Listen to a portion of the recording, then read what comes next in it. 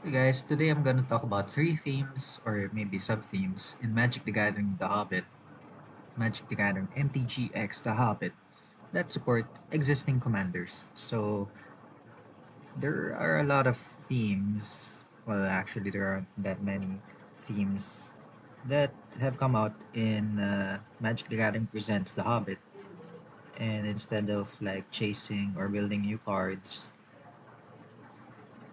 from the Hobbit set, there are some interesting cards that could support and there are some cards that could support, or there are some sub themes that could support interesting commanders that are kind of old, already existing that you might have.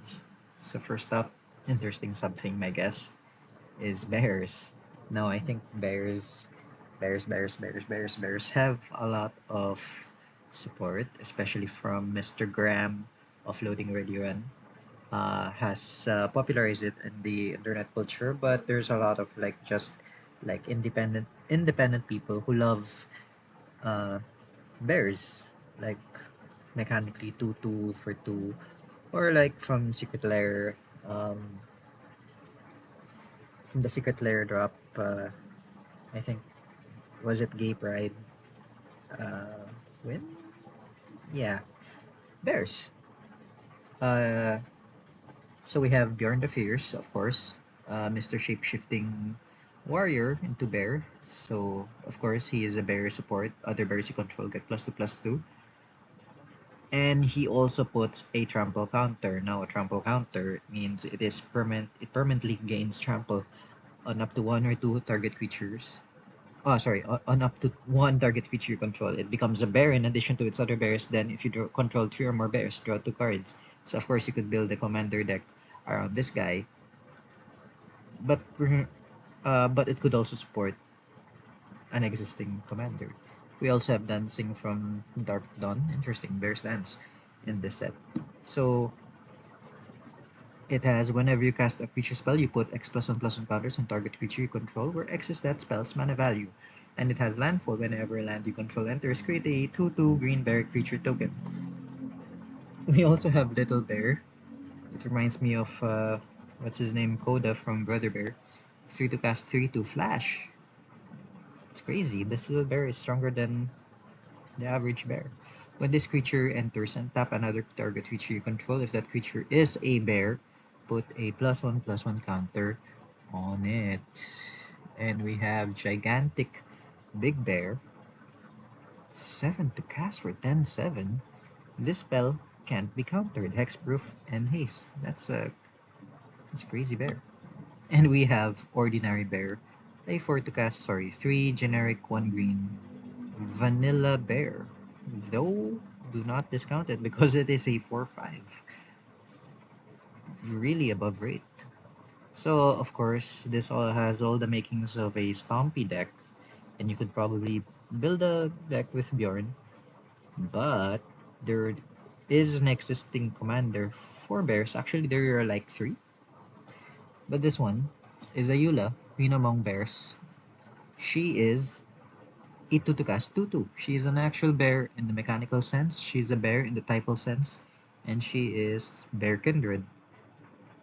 Whenever another bear enters the battlefield under your control, choose one. Put two +1/+1 counters on target bear, and target bear you control fights target creature you don't control. So, this came out in Modern Horizons 1. She came out in Modern Horizons 1, which there weren't a lot of bears in that set. She was mostly supported by Changeling mechanic, which I think a lot of the cards there in Modern Horizons 1 were supported by Changing Panic. There were a lot of cards that had the type of kindred that were niche. And for example, bears, although there are a lot of bear cards, not a lot of them are good. So if you want, or if you have an Ayula deck, or if you want an Ayula deck, there are a lot of cards from The Hobbit that you should pick up because they're quality bears, and you don't have to fill your deck with shape shifting changelings. Ayula herself is really great, pretty great, because so from the Hobbit set, there are a lot of like ferocious keywords, triggers. I think some bears also have ferocious from Khans of Tarkir or and the like Tarkir sets. So she, with every bear you that enters the battlefield, she can make a target bear stronger, which is in a Stompy strategy deck. Good. And what else can she do? She can use your Stompy stats. Of course, with this type of strategy, you will eventually create like really large creatures. But then your problem will be that you don't have a lot of spot removal, or at least green doesn't have a lot of spot removal. So what does Ayula do? She can use your creatures to fight target creatures you don't control, effectively acting as consistent removal. Well, that's enough bears for now. Something unbearable. Next sub-theme we got is interesting treasures, I think, because treasures are pretty common, but they kind of work functionally. No one, or at least not a lot of people, use treasures in a cares about treasures sort of way. So new cards we got Gleaming Splendor, spoiled by BB No Money of all people. You have one generic and white enchantment with whenever an opponent draws their second card each turn, you create a treasure token. Not that hard to do in Commander, not that hard to come across. But if you do want to force it, you got an activated ability with two generic and one white. Two target players each draw a card. So you can target yourself to draw a card and an opponent, and then you would create a creature token. Or you could target two different opponents and you can create two treasure tokens. Sounds bad that you make opponents draw cards, but again, Commander is a political game. You can make it work to your advantage. Next, we got Smog the Magnificent. A lot of these treasure cards feature Smog because he's known for his treasure hoard. Interestingly enough, Smog the Magnificent. I think there are three Smogs in this set. This Smog is a 2 generic red. Interesting that it's only a 4 to cast. Legendary creature Dragon. Flying Haze. Whenever Smog attacks, he deals damage equal to the number of treasures you control to any target. Wow. At the beginning of your upkeep, create a treasure token. Interesting that this Smog promotes saving your treasures. You wouldn't want to use up your treasures. It gives you benefits to, you know, amassing them like a treasure hoard, like a dragon would. Next Smog we got the rare Smog, Smog Wicked Worm. It's a Rakdos Smog. Legendary creature dragon flying. When Smog enters, create X tap treasure tokens, where X is the number of artifacts your opponents control. Wow, it's a fixed dockside. Whenever you cast a spell, if mana from a treasure was spent to cast it, you draw a card and lose one life. Now, this is kind of like the opposite. Not exactly, but the opposite of the previous Smog. It's instead of accumulating treasures and not wanting to use them, here, this Smog, this 5 to cast 5/5 flying Smog, creates presumably a lot of treasure tokens because it's commander. All your opponents will probably have a lot of artifacts too. And this Smog wants you to use your treasures. It wants you to, well, I guess consistently, it wants you to cast spells with mana from treasure to cast it. And it gets you a card draw engine. Pretty good. And then we have Orcus Goblin Cleaver. The sword used to kill goblins and orcs. Orcs are just big goblins.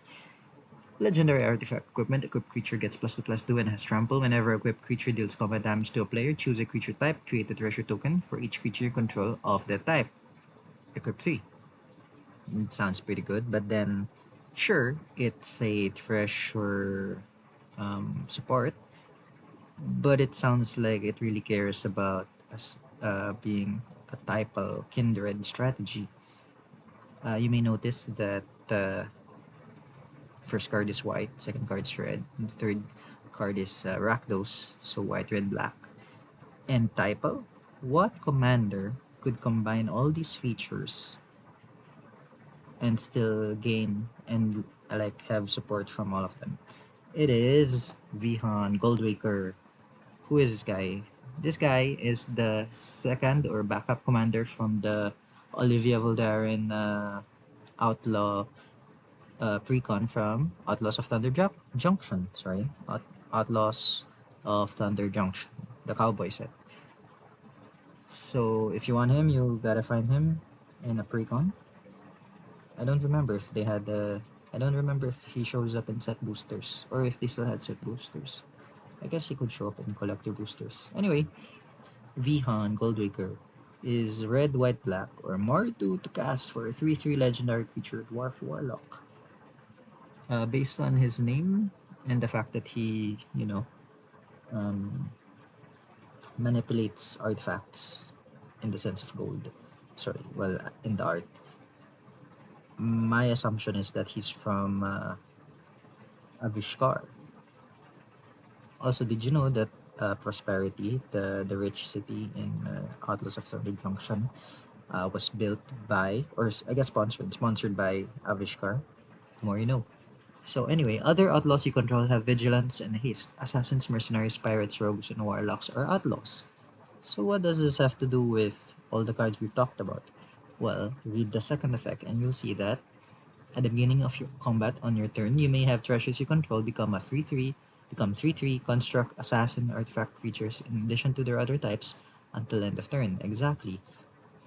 You, with Vihan and all these other cards, you wanna create treasures, you wanna accumulate them, and then once here and there, you could use treasures to kind of ramp, pay for your spells, or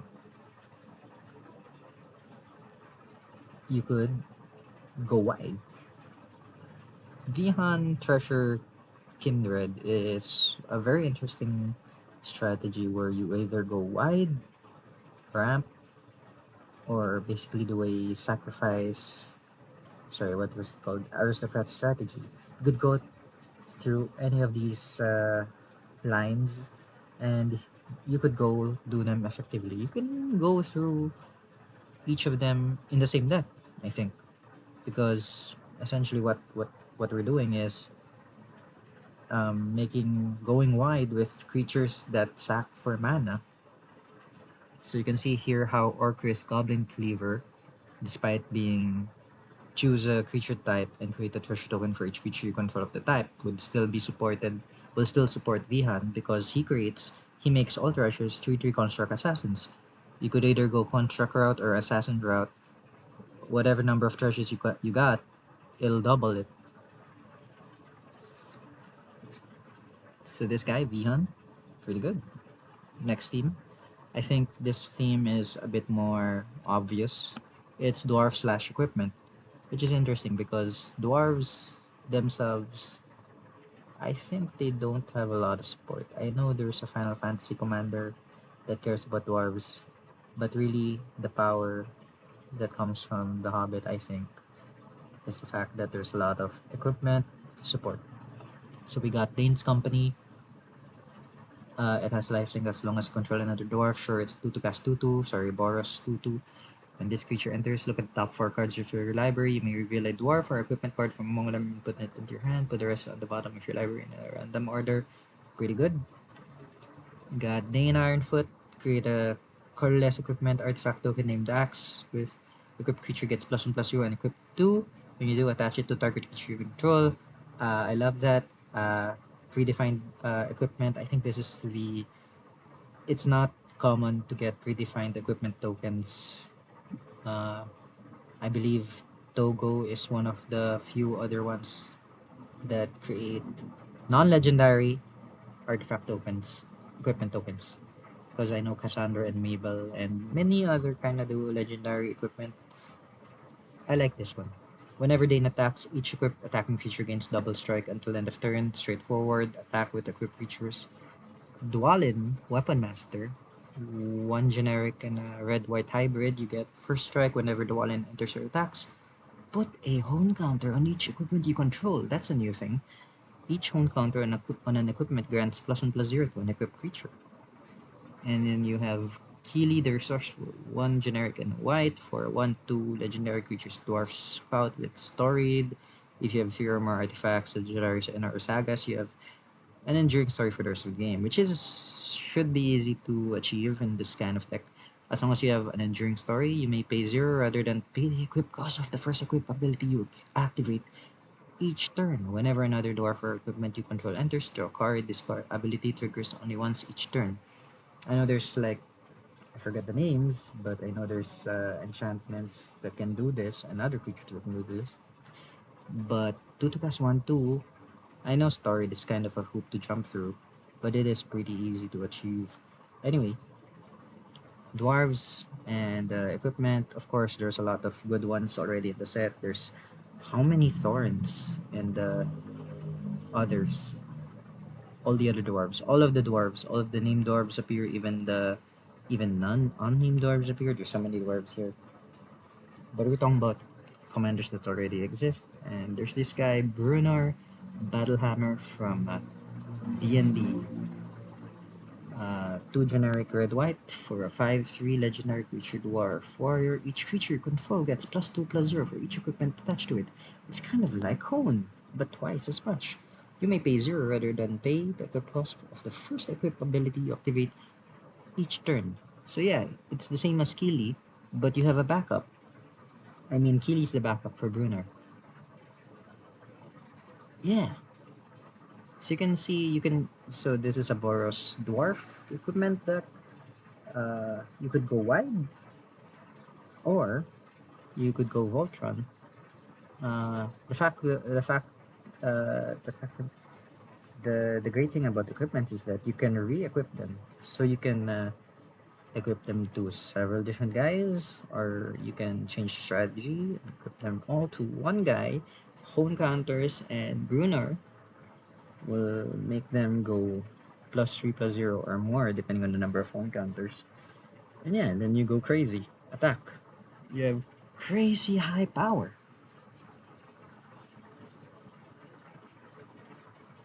I think that would be an interest. It's pretty simple. It's pretty straightforward. Dwarves make equipment, make them better, equip, attack. But there's been so much support in the Hobbit. I don't know. I just want to see what comes next. So yeah, Brunner. I think Brunner would be an excellent existing commander. I mean, if you already have a Brunner deck, there's so many things to pick up. And I guess that those three are the ones that I've seen that for me, I kind of want to see how they play and then maybe build one or two of them. But yeah, I guess this video has gone a bit too long for what I want, from what I wanted. Thank you for listening if you actually listened this way this long, and goodbye. See you next time.